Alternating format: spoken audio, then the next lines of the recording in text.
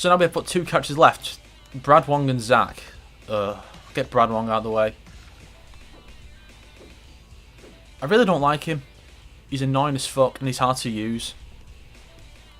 I think I did complete his the training as him in DOA 4 or maybe 5, but like he's really not easy to use. Like even though I've actually basically performed every single move he does, I think sometimes you just come across a move that's really hard to do, or one that's ill-explained. Because sometimes just be like while in a certain stance or after a certain move, and then it's like, well, I don't know how to get into that stance or move, so you have to look through the move list and hope I can find it.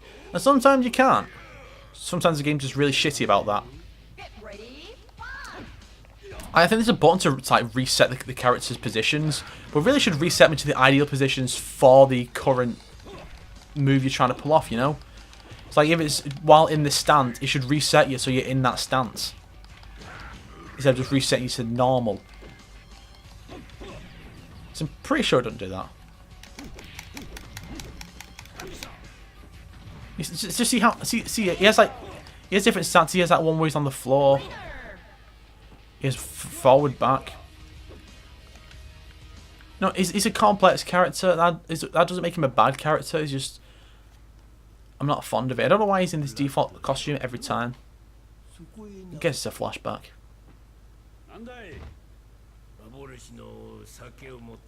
That's his mentor. Yes, his story is his master wants some wine, so he's like, "All right then, I'll go get you some wine, mate." And so, you know, to get this wine, he has to be taking part in the Dead or Alive tournament to face Genra, because Genra is also coincidentally the name of this drink. Of course, if you don't know the backstory with the Omega being actually called Genra, or you hadn't seen well, even if you just saw you say Hajin Genra, you might not understand. He's just like, I'm after Genra. Yeah, I'm sure you are, Mr. Zack. I don't know why Dead or Alive doesn't give the full names of the characters. I think like, I'd really like to know what Kasumi's name is.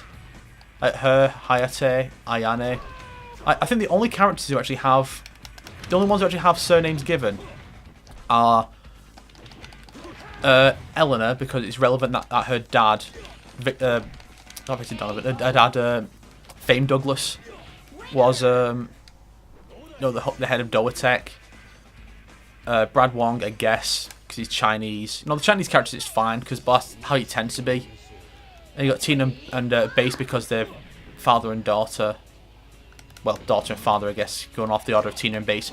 And then you have Victor Donovan, the series antagonist, and future character Lisa Hamilton. That's it. Like, no one else in the series has a full name given. Even the main character, which is really weird. You really would think it would. Her name would be given, wouldn't you? That's one of Tina's gimmicks. Base has it too. A few other characters, but it's large as those two, where they'll do one hold. They'll do some kind of wrestling hold, which can then be, you can then do another input to go into a second one, even a third. I'm just going to skip that scene because it's just the Genfu one again. Shit, he saw that coming. Ooh. Whoa! Didn't know you could do that. And oh, nope. Oh! Don't look as painful as most of them. Mainly because he didn't seem to hit his head, just his spine. Your spine! And Genra's just there. Yeah. Let's consider which characters... Well, he must destroy the city in order for this, unless it's teleported. Yeah, he's destroying the city.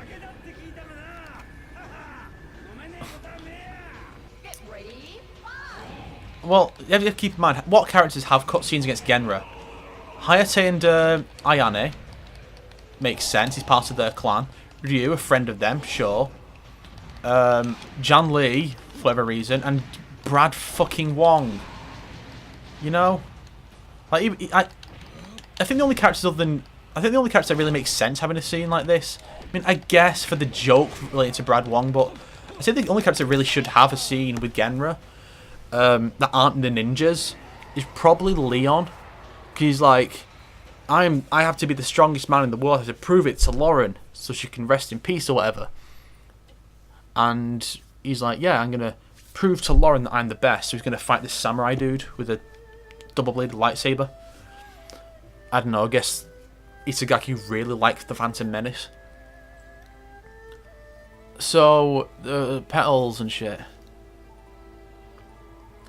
Actually, I can't remember what Brad Wong's ending in DOA 4 was. Oh well, it'll be a journey of discovery then when I get to DOA 4, which still hasn't arrived yet, sadly. So I don't know. It should arrive within the next couple of days, but it's fine because I got plenty of time. I got quite a bit of time to get before it. Like, not far off 2 weeks, I think, before I need to record DOA 4. Maybe even more than that. But yeah, so I'm recording this the day before the DOA 1 part goes up.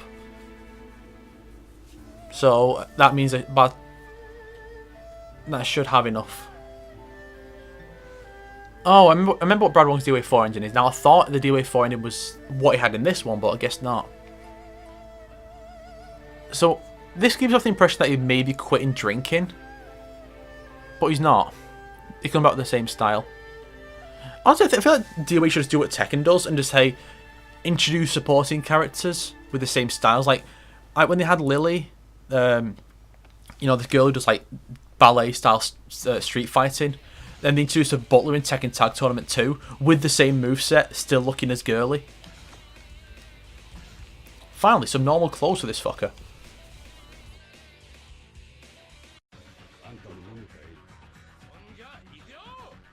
Let's get ready to rumble!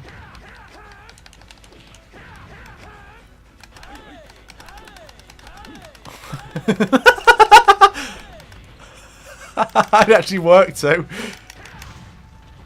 That's the best part of it. I'm not sure Zack actually has his Teletubby outfit in this game. He might do. Wiener. Was that a specific line for Brad Wong mentioning China? Party. It's just hilarious when any time a Japanese person says the English word party. Because it's just... it really just makes me think of Sengoku Basara's Masamune. Where he's just like... It's like every other sentence says party. It's hilarious. In fact, the actual movie of that series was called The Last Party. Likely in reference to his common use of the word. I feel the power within me. I jumped this fence. I'm taking my winnings to Vegas, baby. And yeah, that's actually his goal. He's trying to get money to go to Vegas. I think Zack, like Genfu, is a character who is basically saving up all of his winnings from across the series. You know. I think he's trying, saving up all his winnings across all 3 games. Yeah. So Genfu doesn't win, but he certainly has scrounged up enough money across the 3 games to do it. So it's clearly just more than not just prize money for the winner. You know, unless you say that like he just shows up after one of them. That sometimes happens in fighting games where one character wins, they don't stick around, so they don't get the prize money or declare the winner. And stuff like that. So you could say it happens with Genfu, like, he shows up after who's left, so he gets declared the winner. Although, it doesn't make any sense the way these tournaments work. It's like, you win if you beat the final boss. Like, what tournament would do that? I mean, it could be an interesting idea if it was more a case of, It's just a traditional tournament, but if you beat the previous tournament's winner, like the current reigning champion, then you get and then you get more prize money. But if you lose, you lose prize money.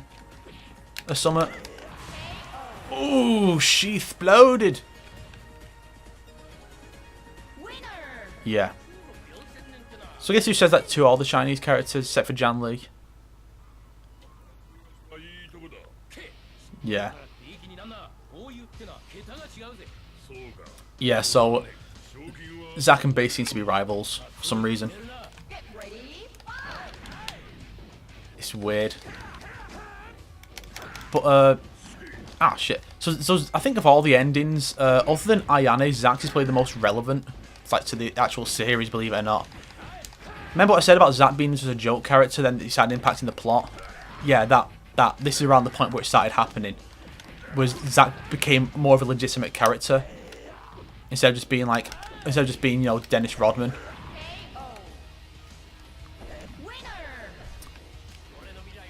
Oh, he's apparently the Miggity Mac Daddy. What a douche. I am Genra. I've not been skipping those scenes just in case there's actually something there.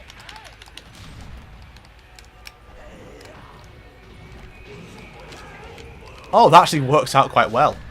I didn't even mean to do that.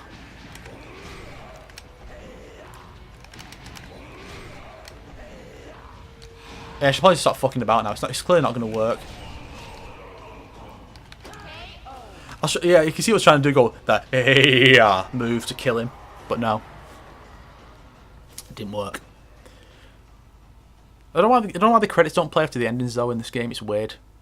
I don't think the game even has credits unless you can choose it from the options menu. So Zack got his money. Here's what I think the canon is. I think what happens is Ayane wins the tournament by killing Genra, and then she leaves. So I think Zack was like meant to be second place, so he just gets the prize money. And so he's like, yeah, I'm going to Vegas with my winnings. You know, it's just so dumb. The guy's like, I'm Jan Lee. And Zack's like, dancing. And that somehow gets him access to the casino. Now, that girl there, her name is Nikki. She basically becomes Zack's girlfriend after this. She's not playable. They should totally make her playable. And you don't see it here, but Zack actually wins. He makes a shitload of money in Vegas. Oh. I guess the credits just play once you got all the endings, so I could have sworn I had all the endings. Oh well. But yeah, so Zack won. Oh yeah, another Aerosmith song.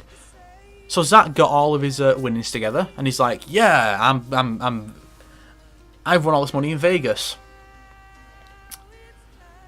And then he decides, I'm gonna use it, buy an island. I don't really know why. I mean, I'm sure there's better things you could do with a load of money like that. But that's kind of Zack's style. He's just a complete tool. So, the only question... Oh, yeah, they used 9 Lives for the opening theme. I don't think it's used in the actual pre-rendered intro. I think it's just one that plays on the title screen. Oh, that's why it's called Miyako, the assistant voice, because the actress who does it is called Miyako. Fair enough. But yeah, so Zack has a load of money. Ayane has killed Genra. Genfu has saved his granddaughter. I think... Yeah, Tina's become an actress, and I think that's it. I don't think anyone else actually achieved anything by the end of the tournament. Kind of sad when you think about it, innit? It's like, they went through all this and they've not really achieved anything. Yeah, it looks like they are actually different companies doing the endings. Or at least one or two of them. It might just be the music, actually. I don't know. Looks like, wait. No, apparently Genfu and Base's endings were done by the same people. They must have blown all the budget on Genfu and Brad Wong and said, "Shit, we have like $10 to do bases," and they're like, "Just model base, a toolbox, a motorbike, a car, and Tina, and that's it." So yeah, it's kind of the problem with fighting games that most characters don't achieve anything by the end of the stories. Sadly, it's a real shame that most characters achieve nothing. I mean, you could make that work for a character. It's like, oh, they've achieved nothing, and that becomes a development. They're like, I've never achieved anything in these tournaments. I have to do this now. You know? But a lot of fighting games, the writing seems just content to have the characters just do the same thing every time. Like, I'm in it for the money. I mean, I guess it makes sense, but then it's like, I'm in debt. I'm still in debt. I'm still in debt. I'm eternally in debt. I want to beat Jan Lee. I still want to. Still. I'll never beat him, but I'll keep trying. So stupid. But out of all the endings, Zack's is the most relevant for the next game because of what he does with that money. So he buys an island, and what does he do with this island? Well, you'll just have to tune in next time and find out, won't you? I'll give you a hint. It's going to be extreme.